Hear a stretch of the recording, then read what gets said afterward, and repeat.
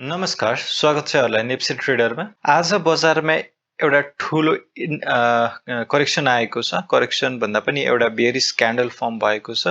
आज 28.4 पोइन्टले चाहिँ बजार हाम्रो झरेको छ, जुन चाहिँ 1.38% ले हुन जान्छ। र हाम्रो बजार चाहिँ अहिले महत्त्वपूर्ण अर्को सपोर्टको लेभल नजिकै अहिले चाहिँ 2019.85 मा चाहिँ क्लोजिङ भएको छ। आजको दिनमा 22 वटा कम्पनीहरूले कमाएका छन्। 158 वटा कम्पनीहरूले भने घाटा बेहोर्नु परेको छ र 2 वटा कम्पनीको मूल्य जस्ताको त्यस्तै। टप गेनरको कुरा गर्नुहुन्छ भने एसएल, बीबीएल, एनआरएम, पीपीएल, एनआईबीएलपीएफ र एसएमबी मा चाहिँ एकदमै सर्वाधिक वृद्धि भएको छ, जसमध्ये एसएल, बीपीएल, एनआरएम मा चाहिँ सर्किटकै लेभलमा कारोबार भएको छ। पीपीएल भने आज बढेको छ। पिपुल्स पावर लिमिटेड भने आज बढेको छ। हिजो चाहिँ एकदमै घट्नेमा चाहिँ आज थियो भने आज चाहिँ बढेको छ। टप लुजर अनुसार हेरौँ भने चाहिँ जीबी, डी80 र 81 यो चाहिँ नेगेटिभ सर्किटै लागेको छ। त्यस्तै जियुएफएलमा पनि नेगेटिभ सर्किट लाग्ने क्रम अझै जारी छ। हिजो र आज 2 घटेको छ। VLVS चाहिँ आज 6.99% ले घटेको छ। एसएबीएसएल 6.77 ले घटेको छ। त्यस्तै एनआईबीएलजीएफ चाहिँ 6.67% ले चाहिँ झरेको छ। टप टर्नओभरको कुरा गर्नुहुन्छ भने आईएलआई अर्थात् आईएमई लाइफ इन्स्योरेन्स हिजो यसको बढ्ने अन्तिम दिन रहेको थियो, आज चाहिँ यो घटेको छ। त्यस्तै शिवम, इबीएल, सीएसटीसी र सीएचएल मा चाहिँ टर्नओभर एकदमै ज्यादा आएको छ। भोल्युम अनुसार हेर्छौँ भने चाहिँ आईएलआई, प्रभु, ग्लोबल आईएमई, जेबीबीएल र पीसीबीएल मा चाहिँ भोल्युम एकदमै ज्यादा आएको छ। ट्रान्जेक्सन वाइज हेर्छौँ भने चाहिँ आईएलआई, एनआरएम, एमईएल, शिवम, एचएलआई मा चाहिँ ट्रान्जेक्सन एकदमै ज्यादा आएको छ। त्यस्तै आज भोल्युम पनि कम आएको छ र टर्नओभर पनि निकै कम आएको छ। आज 1.7 अर्ब जतिको चाहिँ टर्नओभर आएको छ।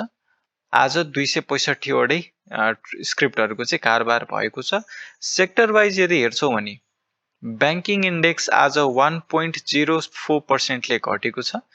Development bank 1.73, finance 2.69, hotel and tourism 1.54, hydro 1.74, investment 0.72, life insurance 1.75, manufacturing 1.31, micro finance 1.6, mutual fund 0.72 र नन लाइफ 1.05% ले घटेको छ। त्यस्तै अदर इन्डेक्स 1.76 र ट्रेडिङ इन्डेक्स 2.7% ले घटेको छ। आज एकदमै ज्यादा घट्नेमा चाहिँ फाइनेन्स र ट्रेडिङ सेक्टर रहेका छन् भने अरू पनि कम्पनीहरूले चाहिँ आज नेप्सेलाई चार्टमा उत्तिकै योगदान चाहिँ दिएको छ। थोरै योगदान चाहिँ इन्भेस्टमेन्ट सेक्टर र म्युचुअल फन्डको छ भने अरू सबैको सामान्य योगदान देखिएको छ। अब आगामी दिनमा बजार कतातिर जाला भन्नेको एनालिसिस हामी टेक्निकली हेर्नुपर्ने हुन्छ। हिजो एउटा इन्डिसिजन क्यान्डल फर्म भएको थियो, त्यो भ्यालिड, यो चाहिँ एउटा रिभर्सल क्यान्डलको पनि सङ्केत गर्छ। किन यस्तो गर्छ भन्दाखेरि एउटा बटममा इन्डिसिजन प्याटर्न बन्नु भनेको चाहिँ रिभर्सल हुन सक्ने चान्सेस हुन्छ। पहिला पनि 2 चोटि रिभर्स भएको थियो, त्यस कारणले हामीले यसलाई रिभर्सल क्यान्डल हुन सक्ने पोटेन्सियल छ भनेका थियौँ। तर त्यसलाई भ्यालिड हुनको लागि चाहिँ यसको क्लोजिङ भन्दा चाहिँ माथितिरै क्यान्डल फर्म हुनुपर्ने हुन्छ भनेर भनेका थियौँ। तर त्यसको ठिक अपोजिट भएको छ। ठिक उल्टो यो चाहिँ तलतिर खसेको छ। तलतिर खस्दै जाँदाखेरि 2000 को एउटा मानसिक जुन सपोर्ट हामी बारम्बार भनिरहेका थियौँ त्यो चाहिँ नजिकै पोइन्टमा रहेको छ। 2000 मा चाहिँ एउटा मानसिक सपोर्ट भयो, तर टेक्निकली हेर्छौँ भने चाहिँ टेक्निकली फेरि यो पोइन्टमा सपोर्ट छ, जुन चाहिँ 1970 को लेभलमा चाहिँ एउटा सपोर्ट देखिन्छ। भनेपछि केही दिनको अझै गिरावट हुन सक्ने चान्सेस चाहिँ हामी हेर्न सक्छौँ। अब यस्तो ऱ्यापिड झरिसके पछाडि अब हामीले यता प्यानिक हुनुपर्ने भन्दा पनि अब छिटो करेक्सन सकिने दिन आउँदैछ भन्ने कुरा चाहिँ बुझ्नुपर्ने हुन्छ है।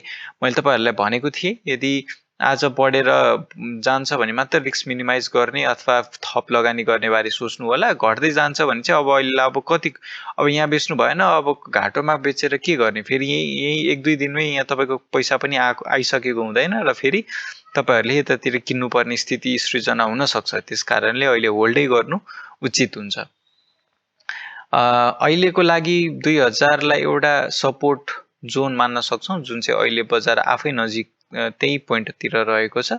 अर्को टेक्निकली रूपमा हेर्छौं भने चाहिँ 1970 देखि त्यस्तै 1970 देखि 75-76 सम्मको हामीले यो रेन्जलाई चाहिँ एउटा अर्को डिमान्ड जोन अथवा सपोर्टको लेभल भनेर बुझ्न सक्छौं। त्यस्तै अब इन्डिकेटरहरू लगाएर हेरौं। पहिलो नम्बरमा एमएसिडी लगाएर हेरौं। एमएसिडी अनुसार हिस्टोग्राम नेगेटिभ एरियामा लगातार बढिरहेको छ, जुन तपाईको यो बाइ सिग्नल आएको थियो पोजिटिभ एरियामा पहिलो बाइ सिग्नल, त्यो चाहिँ इनभ्यालिड भएको छ र यसको सेल सिग्नल चाहिँ भ्यालिड नै छ, स्टिल भ्यालिड छ र यो बरु बाइ सिग्नल चाहिँ इनभ्यालिड भयो होला, तर सेल सिग्नल चाहिँ स्टिल भ्यालिड छ र फर्दर केही दिनसम्म अझै घट्न सक्ने सम्भावना चाहिँ टेक्निकली देखिन्छ। अब हामी अर्को इन्डिकेटर लगाएर हेर्छौं आरएसआई। आरएसआई हेर्छौं भने 40 को लेभललाई तल ब्रेकडाउन दिइसकेको छ र अहिले बजार चाहिँ 36.7 मा पुगेको छ आरएसआई अनुसार। अब नेक्स्ट सपोर्ट भनेको पहिलाको अल टाइम लो हुँदाखेरि जहाँनिर आरएसआई थियो, जुन चाहिँ तपाईको यो पोइन्टमा हुँदाखेरि अर्थात् 36 त भन्न मिल्दैन यसलाई, 33 तिर जुन 33.6 मा एउटा सपोर्ट लिएको थियो, हामीले आरएसआई अनुसार चाहिँ त्यहाँसम्म पनि जान सक्छ भन्ने चाहिँ बुझ्नुपर्ने हुन्छ र केही दिन यहाँ पनि केही सपोर्ट नभएको कारणले गर्दाखेरि चाहिँ हाम्रो बजार 33 सम्म चाहिँ जाने मैले पनि देखेको छु। 30 को लेभलतिर आउनु भनेको चाहिँ के बुझिन्छ भन्दाखेरि खासै अब घट्ने ठाउँ नरहेको, तर घट्यो भने चाहिँ ठुलो तीव्र गतिले घट्न सक्ने चान्सेस भनेर बुझ्न सक्छौं। एनी टाइम रिभर्सल हुने चान्सेस पनि उत्तिकै बढ्दै गइरहेको हुन्छ। जति माथि गयो त्यति नै रिभर्स हुन सक्ने, तर बढेर जाँदाखेरि चाहिँ ठुलठुलो क्यान्डल बन्ने। त्यस्तै तल के भयो, रिभर्स हुने सम्भावना थियो, तर के भयो, तल रिभर्स नभएको कारणले गर्दाखेरि चाहिँ क्यान्डल चाहिँ ठुलठुलो फर्म हुँदै गयो। यसलाई चाहिँ हामीले आरएसआई को जुन नेचर छ है, त्यो चाहिँ हामीले बुझ्नुपर्ने हुन्छ। त्यस्तै बोलिङ्गर ब्यान्ड अनुसार हेर्छौं भने चाहिँ मैले के भनेको थिएँ भन्दाखेरि यदि लोअर ब्यान्डलाई छुदैन है, यसलाई छुदैन भने चाहिँ यहाँबाट सपोर्ट लिएर माथि जाने चान्सेस हुन्छ, तर यसलाई छोयो अथवा त्यतिर कन्सोलिडेट भयो भने चाहिँ यसलाई घचेट्दै अझै केही टाइमसम्म करेक्सन हुन सक्ने सम्भावना पनि रहन्छ। बोलिङ्गर ब्यान्ड अनुसार पनि नेगेटिभै देखिएको छ। बोलिङ्गर ब्यान्ड अनुसार नेगेटिभ भए पछाडि एमएसिडी नेगेटिभ भएको छ। आरएसआई अनुसार हेर्छौं भने चाहिँ बेरिस जोनमा हामीले प्रवेश गरिसकेका छौं। रिभर्स हुने सम्भावना पनि उत्तिकै हुन्छ र ठुलठुलो अङ्कले गिरावट हुने चान्सेस पनि उत्तिकै रहन्छ है त।